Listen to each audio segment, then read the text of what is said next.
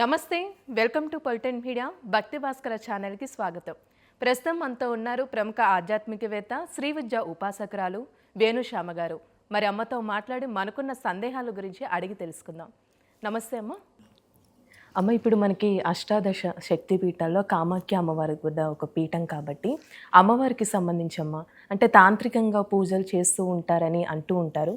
అసలు అమ్మవారు పూజించడం వల్ల ఎలాంటి ఫలితం ఉంటుందంటారు? అసలు అమ్మవారి దేనికి ప్రతీకమ్మ?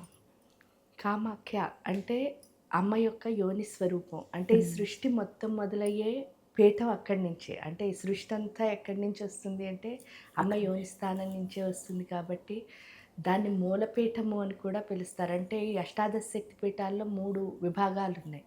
అదేంటి అంటే మూలపీఠం, ఓఢ్యానపీఠం, జాలాంధర పీఠం అని. అందులో మూలపీఠం, మూలము అంటే అర్థం ఏమిటి? అది లేకపోతే సృష్టి లేదు. అంటే ఈ సృష్టి అంతా వచ్చింది అక్కడి నుంచే. అందుకే ఆవిడ కామాఖ్య అని కూడా పిలుస్తారు. కామ అంటే ఏంటి? కోరిక అని. అఖ్య అంటే తీర్చున్నది అని. కామాఖ్య అంటే కోరికలు తీర్చున్నది. కోరికలు తీర్చడం అంటే ఏంటండి అని అంటారు. ఎప్పటికైనా అసలు ఒక మానవుడికి కోరిక తీరుతుందా అమ్మా? ఇది కావాలి, అది కావాలి, ఎక్కడైనా ఆగుతుందా? ఆగదు. ఎప్పుడు ఆగుతుంది అని ఒకసారి ప్రశ్నించుకుంటే మనకి అంటూ ఫుల్ఫిల్మెంట్ వచ్చినప్పుడే ఆగుతుంది. ఇంకా నాకు చాలు అని అనిపించాలి. ఆ చాలు అనిపించేటట్టు ఎవరైతే చేస్తారో అదే కామాఖ్య. ఇక్కడ శక్తి కూటం అనమాట. శక్తి అంటే బాగ్భవ కూటం, కామరాజ కూటం, శక్తి కూటం. శక్తి కూటము అన్నది అక్కడి నుంచి అంటే ప్రపంచం మొత్తానికి, అంటే ప్రపంచమే కాదు, ఈ 14 భువనాలకి, అనేక కోటి బ్రహ్మాండాలకి, మొత్తం అన్నిటికీ శక్తి ఎక్కడి నుంచి వస్తుంది అంటే కామాఖ్యాదేవి దగ్గర నుంచే వస్తుంది. అదే శక్తి కూటం. ఆ శక్తిని మనం సంపాదించుకోవడానికే అక్కడికి వెళ్తున్నాం. నిజం చెప్తే ఆ శక్తి సంపాదించాలి అంటే ఎక్కడ అంటే మన మూలాధార, స్వాదిష్టాన చక్రాలు. మూలాధార చక్రానికి ఏంటి అంటే అనుమానాలు ఎక్కువ ఉంటాయి. అక్కడి నుంచి వచ్చేవన్నీ అనుమానాలే. ఈ అనుమానాలే బ్యాడ్ స్మెల్ అక్కడ నిజం చెప్తే. అందుకని అక్కడున్న అనుమానం పోయి మనం ఏం చేయాలి అని అంటే జ్ఞానం, అంటే ప్రశ్నలు తెచ్చుకుని ఒక క్రియేటివిటీ, అంటే దాన్నే బ్రహ్మ. ఆ బ్రహ్మతత్వాన్ని మనం తెచ్చుకోవాలి. ఎప్పుడైతే సృష్టించే లక్షణం అన్నది మూలాధార చక్రంలో వచ్చిందో అనుమానం పోయి ఇంకా మనం అన్నిటినీ ఏం చేస్తూ ఉంటాం అంటే క్రియేట్ చేసుకుంటూ వెళ్తాం. ఇంకా స్వాదిష్టానానికి వచ్చే శక్తి తగ్గిపోవడానికి కారణం ఏమిటి అంటే కంపారిజన్. మనకు కనిపించిన వాళ్ళతో కనిపించినట్టు కంపేర్ చేసుకుంటూ అక్కడికి వెళ్తే జరిగేది ఏమిటి అని. ఆవిడకి పూజ అంటే నిజంగా కూడా ఏంటి అంటే అమ్మ, ఈ తంత్రశాస్త్రం, వేద మంత్రాలు అంటే ఏం తేడా లేదు. తంత్రానికి వేదానికి తేడా ఏంటంటే వేదం ఎప్పుడు మంత్రంతో చాలా, అంటే మంత్రానికి ప్రాధాన్యత ఉంటుంది వేదంలో. తంత్రానికి ఏంటంటే క్రియకి ప్రాధాన్యత ఉంటుంది. అంటే ఇక్కడ ముద్రలు వేయడానికి, అంటే సైలెంట్గా మనం ఏం చేస్తూ ఉంటామంటే ఆవిడతో అనుబంధం ఏర్పాటు చేసుకుంటాం ఇక్కడ, అంటే మన సైగల ద్వారా. తంత్రం అంటే ఇక్కడ ఏంటంటే క్రియకి ప్రాధాన్యత, ప్రతిదీ క్రియలోనే చూపిస్తాం. అందువల్ల ఏమవుతుంది అంటే అమ్మతో అనుబంధం అన్నది ఏర్పడుతుంది. అక్కడ ఏం చేస్తాం? మంత్రం ద్వారా అనుబంధాన్ని ఏర్పాటు. 2 చోట్ల మంత్రం ఉంటుంది, 2 చోట్ల క్రియ ఉంటుంది. కానీ ఇక్కడ ఎక్కువ క్రియకి ప్రాధాన్యత ఇస్తారు, అక్కడ మంత్రానికి అంతే తేడా. తంత్రానికి వేదానికి తేడా అదొక్కటే. ఇక్కడ ఆ అనుబంధం ఎప్పుడైతే అమ్మతో ఏర్పాటు చేసుకున్నామో ఇక్కడ ఏమవుతుంది అని అంటే ఒక్కటే మనం చేయకూడదు. అమ్మతో కామాఖ్య తల్లికి ఏం చేయకూడదు అంటే ఆ అమ్మ దగ్గరికి వెళ్ళినప్పుడు మనం చేయకూడని ఒకే ఒక పని ఏమిటి అంటే వ్యాపారం చేయకూడదు. మనం చేసేది ఏంటంటే జనరల్గా నార్మల్ మనిషి వ్యాపారమే చేస్తాం. ఏంటంటే నాకు ఈ కోరిక ఉందమ్మా, ఆ కోరిక ఉందమ్మా, అది తీర్చమ్మా, ఇది తీర్చమ్మా అని చెప్తూ ఉంటాం. అది తీర్చి దానికోసమే పూజలు చేస్తారు చాలామంది. కానీ అది వ్యాపారమే ఎందుకు అవుతుంది అంటే ఇప్పుడు చూడండి, మీరు ఏదైనా కొనుక్కున్నారు ఒక షాప్కి వెళ్ళి, షాపింగ్ మాల్లో కౌంటర్లో డబ్బులు కడుతున్నారో ఆ వస్తువు మీరు తెచ్చుకుంటున్నారు, అంతే కదా. మీరు కట్టిన దానికి విలువ ఆ వస్తువు. అలాగే మీరు ఆవిడకి పూజ చేసి ఒక స్తోత్రమో మంత్రమో ఏదో పెట్టడమో నైవేద్యమో ఏదో ఒకటి ఇవి పెట్టి ఏం చేస్తున్నారు? నాకు ఈ కోరిక తీర్చు అంటున్నారు. సేమ్ 2 ఒకటా కాదా? వ్యాపారం కిందే. కానీ అక్కడ చేయాల్సింది తల్లితో ఏంటి అంటే అనుబంధం, ప్రేమ అన్నదాన్ని. ఆ ప్రేమ ఏర్పాటు చేసుకుంటే ఏమవుతుంది, ఈ వ్యాపారం చేస్తే ఏమవుతుంది ఒకసారి చూద్దాం. మనకేంటి అని అంటే మన దేహం ఎంత పెద్దది ఉంది కదా, ఈ దేహంలో ఏంటి అంటే 72,000 నాడులు ఉంటాయి. ఈ 72,000 నాడులు కూడా 3 ప్రదేశాల్లో కలుస్తాయి. ఒకటేంటి అంటే వాగ్భవకూటం ఈ ఆజ్ఞాచక్రం దగ్గర కలుస్తాయి.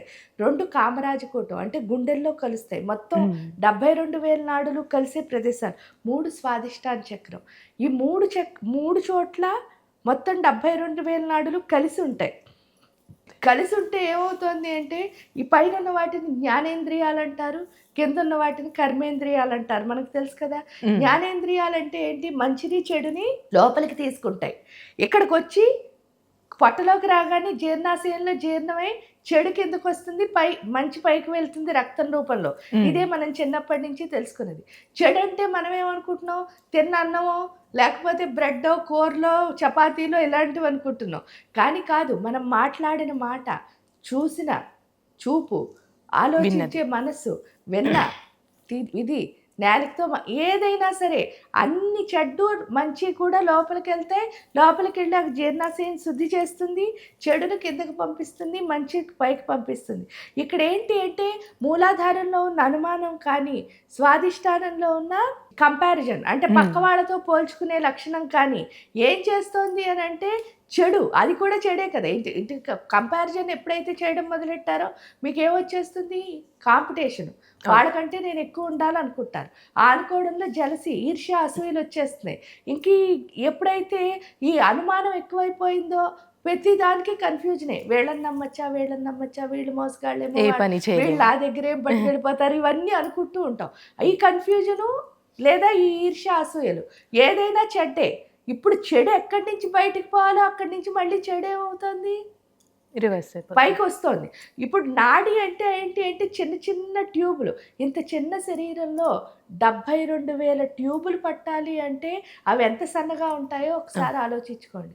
అంత సన్నగా ఉన్న ట్యూబుల్లోకి ఏమవుతుంది అంటే పైనుంచి చెడు మంచి వస్తుంది, కింద నుంచి ఓన్లీ చెడే బయటకు వెళ్తుంది. అంటే గొట్టం 2 వైపులా ఏమవుతుంది? మూసుకుపోతుంది. ఎప్పుడైతే గొట్టం 2 వైపులా మూసుకుపోతుందో అప్పుడు ఏమవుతుంది అని అంటే చెడు పైకి కిందకి వస్తుంది. దీనివల్ల ఏమవుతుంది అంటే మన లోపల 6 రకాల రసాలు ఉంటాయి. మీరు వినే ఉంటారు. పైత్య రసం అని, క్లోమ రసం అని, మధుర రసం అని, లవణ రసం అని. ఈ రసాలు ఏవైతే ఉన్నాయో ఈ 6 రసాల యొక్క ముఖ్య ఉద్దేశం ఏమిటి అని అంటే ఈ నాడిలో అంటే ఈ చిన్న చిన్న ట్యూబులు కదా, వాటిల్లో పట్టిన డస్ట్ని క్లీన్ చేయడానికి, ప్లస్ చెడుని బయటకు పంపించడానికి, మంచిని పైకి పంపించడానికి, ఆ సెపరేషన్కి ఆ రసాలు పెట్టాడు దేవుడు. తీరా 2 వైపుల నుంచి చెడే వచ్చి ఆ గొట్టాలు మూసుకుపోయేసరికి ఈ రసాలు అయితే పెరిగిపోతున్నాయి లేదా తగ్గిపోతున్నాయి. దానివల్ల ఏమవుతుందండి అంటారు, అదే ఎమోషనల్ ఇంబ్యాలెన్స్. మనకి ఎప్పుడు ఒక ఆలోచన ఉండదు, అస్తమాను ఇంబ్యాలెన్స్. ఆ ఇంబ్యాలెన్స్కి కూడా కారణం ఏమిటి అంటే ఒకసారి చూడండి, మధుర రసం పెరిగిపోయిందనుకో దాన్ని హై షుగర్ అంటారు, తగ్గిపోతే ఏమంటున్నారు? లో షుగర్ అంటున్నారు. లవణం పెరిగితే హై బీపీ అంటున్నారు. అంటే ఈ రసాలు ఏం చేయాలో తెలియక అయితే పెరిగిపోతున్నాయి లేదా తగ్గిపోతున్నాయి. అంటే ఒక్కొక్క రసానికి 2 జబ్బులు చొప్పున 12 జబ్బులు. ఆ 12 జబ్బులకే మళ్ళీ పిల్లలు మనవలు పుట్టి బోల్డన్ని జబ్బులు. ఇప్పుడు పేర్లు కూడా చెప్పలేం. వీటన్నిటికీ కారణం ఏమిటి అంటే మనలో ఉన్న అనుమానం, కంపారిజన్నే. అంటే పక్క వాళ్ళతో పోల్చుకునే లక్షణం అనుమానం. అది మనకు అర్థమయ్యేటట్టు ఏం చేస్తుంది అంటే ఈ సాధన, ఈ కామాఖ్య సాధన అన్నది ఉపయోగపడుతుంది.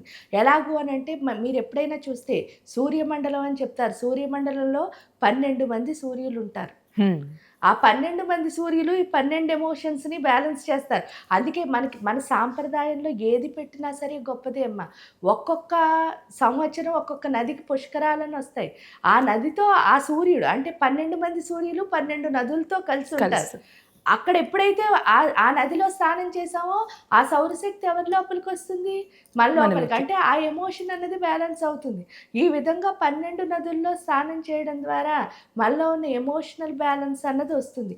అదేవిధంగా మరి ప్రతిరోజు నదిలోకి వెళ్ళి స్నానం చేయలేకపోతాం కాబట్టి ఈ కామాఖ్య సాధన ద్వారా ఈ అమ్మవారికి ఎప్పుడైతే మనం పూజ చేయడం మంత్రం ద్వారానో, తంత్రం ద్వారానో, యంత్రం ద్వారానో ఆ అమ్మ దగ్గరికి వెళ్ళి పూజ చేయడం ద్వారా ఏమవుతుంది అంటే ఆ యోని యొక్క శక్తి. ఎందుకంటే ఇందాకనే చెప్పాను, దేవుడితో ఎప్పుడైతే అనుబంధం ఏర్పాటు చేసుకున్నామో ఆ శక్తితో మనం ఏమవుతూ ఉంటాం? రోజు కలుస్తూ ఉంటాం. ఆ కలవడం వల్ల ఏమవుతుంది అంటే ఇక్కడున్న కంపారిజన్, అనుమానాలు తొలగిపోయి దీని శక్తి అంటే ఆ శక్తి కూటం యొక్క శక్తి పెరగడం మొదలు పెడుతుంది. ఆ శక్తి కూటం యొక్క శక్తి ఎప్పుడు పెరిగిందో మీరు చూస్తే మన జెనిటల్ పాయింట్ ఏదైతే ఉందో అక్కడి నుంచే శక్తి బాడీ మొత్తానికి వస్తుంది. స్త్రీ అయినా పురుషుడైనా అక్కడ ఎంత శక్తివంతంగా ఉంటామో శరీరం అంతా అంత దృఢంగా ఉంటుంది. అప్పుడు మనకున్న ప్రాబ్లమ్స్ అన్నీ సాల్వ్ అవుతాయి. అదే కామాఖ్య అంటే.